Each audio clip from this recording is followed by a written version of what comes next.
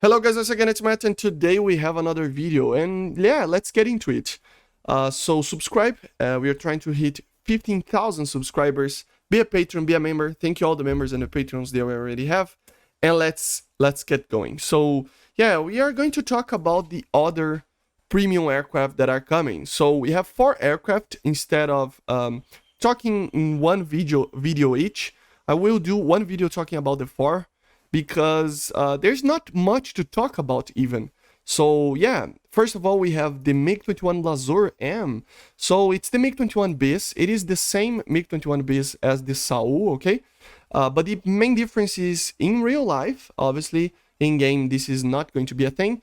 In real life, it has the Lazur M GCI system. So together with a different autopilot, so the Saul has the Saul autopilot, and the Lazur has the Lazur GCI system with, I forgot the name, Topel or something like that, autopilot system, that basically a ground control interceptor officer can actually control and steer the aircraft, and the pilot just needs to control the engine and the weapon systems, and it's supposed to help out the pilot find targets. It is one of the reasons why the radar on the MiG-21 is so bad. Actually, they were developing this thing from the 60s onwards. Some of the 60s PVO MiG-21s already had that, and some other aircraft already had that as well. But that's one of the reasons. It was always supposed to be an interceptor to be used together with the GCI, especially with this type of data link system that steers the aircraft.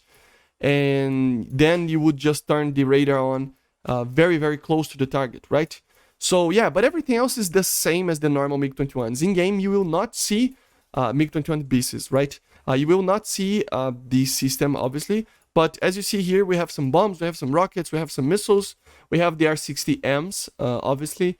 We have the ASO2 pod here for the flares, so it is a little bit more slick looking, so pretty cool. And it has a different camo. As you see, we have the normal one. It will receive another one, I think, but this it has this one for GE as well, which is an unpainted one. I love this one, such a cool one. And yeah, very, very cool. I still think that this is better than the J7D, just because it has the R60Ms and more power. But it's a copy paste. So is it $70 worth it? Probably not, right? So yeah, but all these premiums are too expensive for my taste anyway, so yeah, but you have to be the one to decide that. I still think it's not worth it. It is the same aircraft as the Saul with a different skin and a different flare system.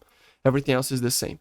Then we go for the UK. So the UK got the F3, which is the F-4J for the UK. So they were, the Tornadoes, I think they were not ready yet, and they needed a new interceptor for the Royal Air Force, so they bought the F-4J from the US. Apparently, it's not using the slats or anything like that, so we didn't receive the modifications, because this aircraft actually, in real life, used some of the modifications that technically became an S variant. So yeah, pretty interesting. We have the different flare system here, because it was changed from the F-4J, the normal J as well. For the US has the different thing, but the helmet mounted display that the American J has, this one doesn't, so keep that in mind. Everything else is the same. APG-59, not the greatest radar ever, but it's not bad. Then we have the J79 as the engine instead of the Rolls-Royce engines, so pretty interesting. The missiles are the same as well, so yeah, sky flashes for the same as the FGR and the FG1, right? And the M9G. So everything else is going to be the same. No point in even flying too much this aircraft. The objective is to show the aircraft. We have a different skin here, pretty cool one. But I kind of don't like too much these low visibility skins. But so yeah, but it is just an aircraft that, is it $70 worth it? Again, the question, I don't think so. I mean, it's going to be worse than the Tech 3 ones, I think, just due to the engine. Maybe in the future, if it receives the S package for these slats, maybe it will be better. But to be honest, it's just going to be an F4, a slower F4. So I don't know. You have to decide again, but I don't think it's worth it. I think it's cool that they added this version. It was like low numbers that they bought, so it is fair to be a premium, and the leak was right as well, right? So yeah. Of course, for Japan, we have the F-4E EJ that it's coming here, but it's not in the dev server yet. We are shown that when it's added. Then we go for Italy. Italy also doesn't have anything too particularly interesting, to be honest, even.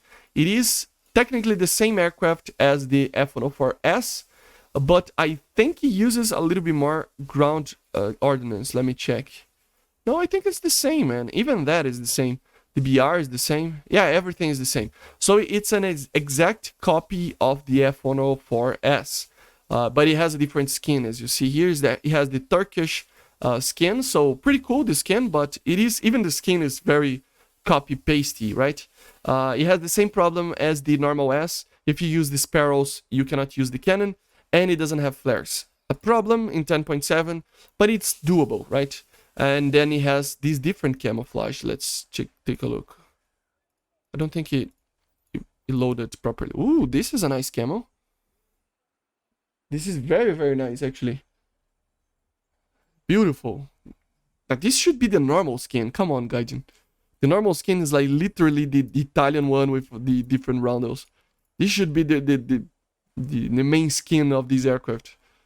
Such a cool skin. Damn, I like this. But I love the F-104, so yeah.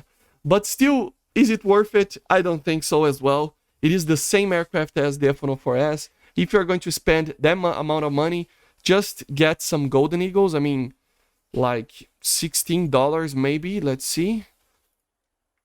Yeah, around $16 to $20 you can get a talisman. You're not going to get the money, and the rewards will be a little bit worse, I think. But still, it's the same aircraft, so why would you expend that much money? I mean, it's just too expensive. That's the main thing, right? If it was a little bit more cheap, it would be cool to have it just for the skin, but it's so expensive that it's complicated. Then France, it will receive the F1 C200, and the Swedish will receive the J35J, but they are not here in the dev. So let's get to the last one. So the Kfir Canard. So yeah, another Kfir added for the Israelis.